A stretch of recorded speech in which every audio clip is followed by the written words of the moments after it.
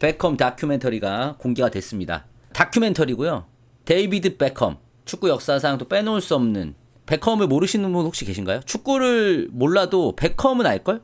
예, 절 닮았다는 건 좀 에바고요. 데이비드 베컴이라고 해서 빅토리아랑 결혼을 했죠.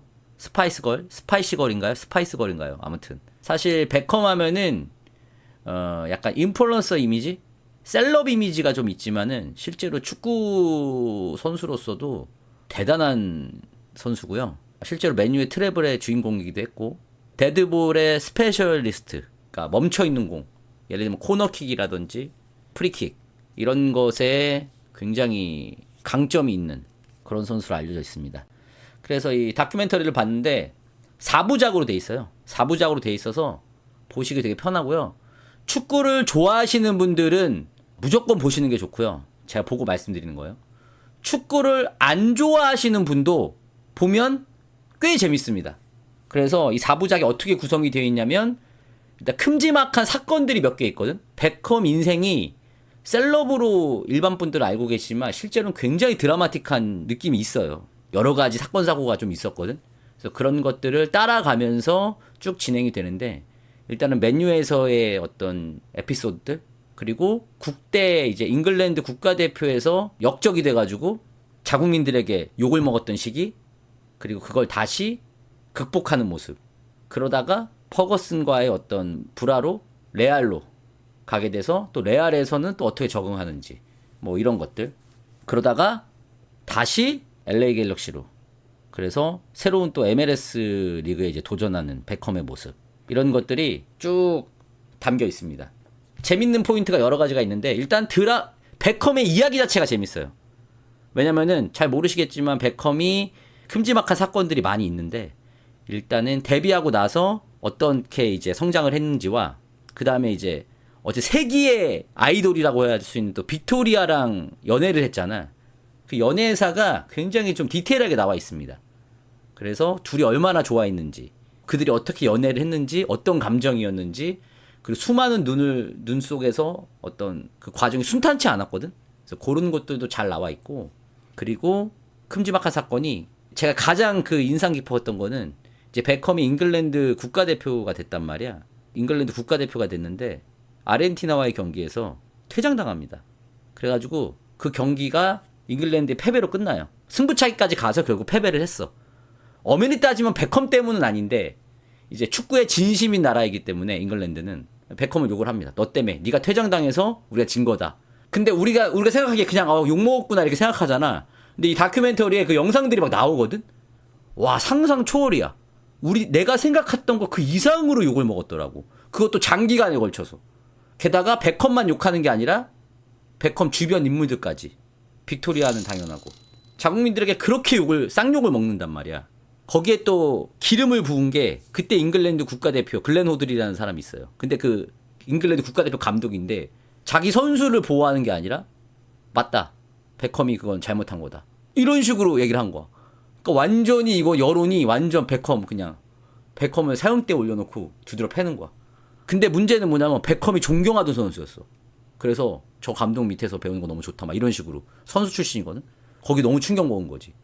그래서 그 감독, 그리고 베컴 욕하고 빅토리아 욕하고 와이프까지, 가족들도 다 욕먹고, 우리가 상상할 수 없는 막 욕들을 경기장 내에서 막 악질. 와, 엄청나더라고. 근데 그 상황에서 맨유가 그걸 어떻게 또 극복하는지. 어쨌든 맨유 클럽으로 다시 왔잖아. 그러니까 동료들하고 이제 퍼거슨 감독이 외부를 다 차단해서 우리들만의 섬을 만들었다 이런 표현을 해요. 그래서 외부를 완전 차단해서 베컴 딱 이렇게 감싸주기. 그 클럽 안에서. 그것도 굉장히 좀 인상적이었고, 재밌는 게 이런 에피소드들이 나올 때마다 그때의 영상들이 나와. 그 어떻게 보면 다 찾아보기 쉽지 않잖아. 근데 다큐멘터리 보면은 그때 장면들, 영상들, 뭐 해설자의 말, 그때 자국민들 인터뷰, 그 주변 인물들까지 인터뷰를 하거든. 재밌는 게, 그러니까 우리가 알만한 월드 클래스 선수들이나 감독들이 엄청 많이 나옵니다. 퍼거슨 인터뷰 당연히 나오고요. 맨유 시절 같이 했던 뭐 퍼디난드, 그 다음에 오른쪽 윙에서 같이 뛰었던 게리 네빌, 뭐 로이킨, 칸토나, 그리고 심지어 퇴장의 빌미를 제공했던 시메오네까지, 그 아르헨티나 시메오네 인터뷰까지. 그래가지고 엄청 재밌어 이게. 진짜 그때로 딱 들어간 것처럼.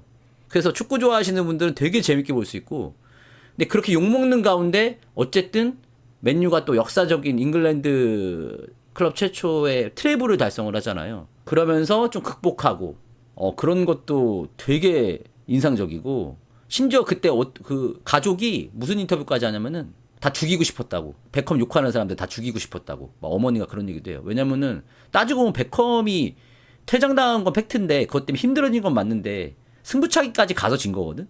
그러니까 승부차기 잘했으면 이겼는데.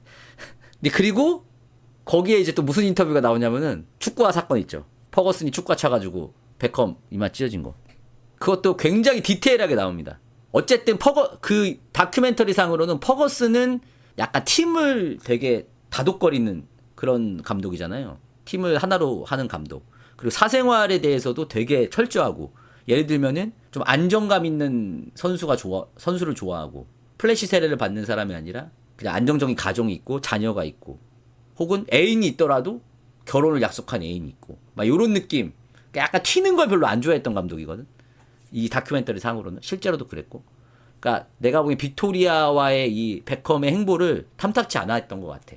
아무튼 그래서 그 축구화 사건도 이제 디테일하게 얘기를 해.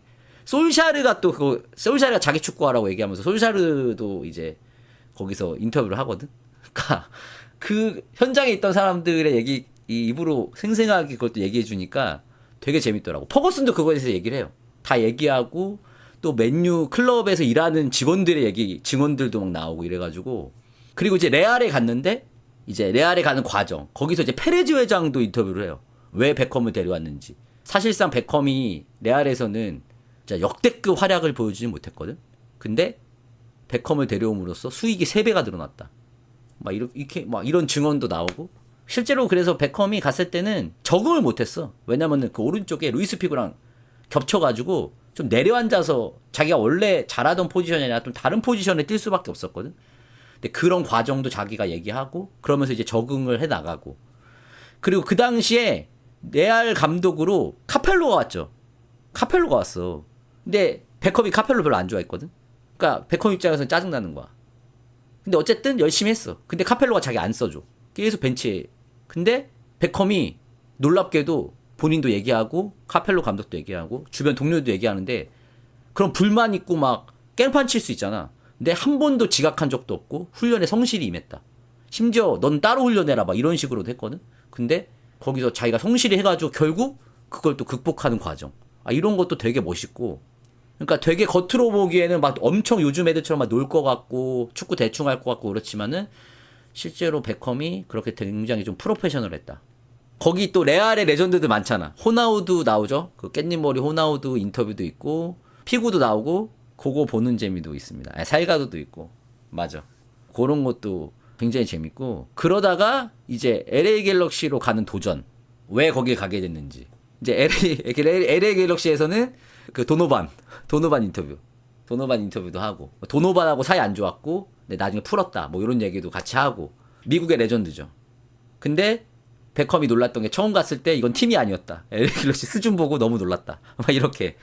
되게 재밌어요. 그래서 그 실제 그 레전드들의 인터뷰와 함께 그 당시의 영상이 이렇게 쭉 나오니까 축구를 좋아하시는 분들은 안 좋아할 수가 없는 다큐멘터리고요. 진짜 잘 만들었고, 그리고 마지막이 지리는 게 결국 이 사람이 임대도 가고 갤럭시 임대도 가고 AC 밀란에서 마지막에 뛰고 뭐 이렇게 하잖아. 근데 결국에는 얘가 MLS 지금 현재 뭐가 되냐, 마지막에 막 나오다가 메시를 이제 데려온 거잖아. 그러니까 마지막이 이제 엔딩이 뭐냐면은 얘가 지금 구단주야. 마이애미 구단주야. 근데 마이애미에 지금 메시가 가 있잖아요. 부스케츠랑 메시가 있잖아. 메시를 데려온 거지. 딱 멋있게. 그런 것들도 되게 재밌고.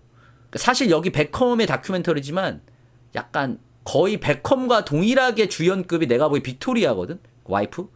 빅토리아와의 일화들이 되게 많아. 되게 로맨티스트고, 뭐 물론 중간에 불륜 사건이 좀 있긴 했지만 그것도 언급을 해요. 불륜 사건도 언급을 하는데 자세하게 언급하진 않아.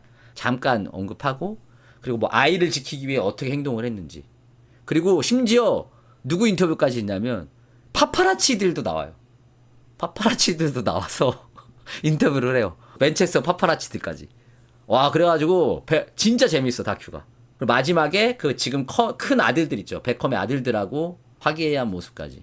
그래서 이거는 뭐 제가 맨유 팬, 뭐 레알 팬, 뭐 베컴 팬 이런 걸 떠나서 그냥 축구를 좋아하시는 분들이 보면은 안 좋아할 수가 없는, 재미없을 수가 없어요. 너무 재밌어. 재밌게 쭉 볼 수 있는 그런 다큐멘터리고, 많은 분들이 오해하시는데 베컴이 얼굴 잘생기고 셀럽 느낌 나서 스타일이 야들야들하고 막 안 뛸 것 같고 그렇지만은 실제로 베컴은 활동량이 어마어마했고 하드워커입니다. 하드워커. 엄청 열심히 뛰고 활동량 엄청난 선수예요. 얼굴이랑 딴판이에요. 완전. 그러니까 박지성이랑 반대야. 박지성은 많은 분들이 농담이에요. 농담 삼아 노력형인 줄 알고 있지만 사실 천재였다 이거잖아. 근데 반대로 베컴은 천재일 것 같지만 실제로는 되게 하드워커다.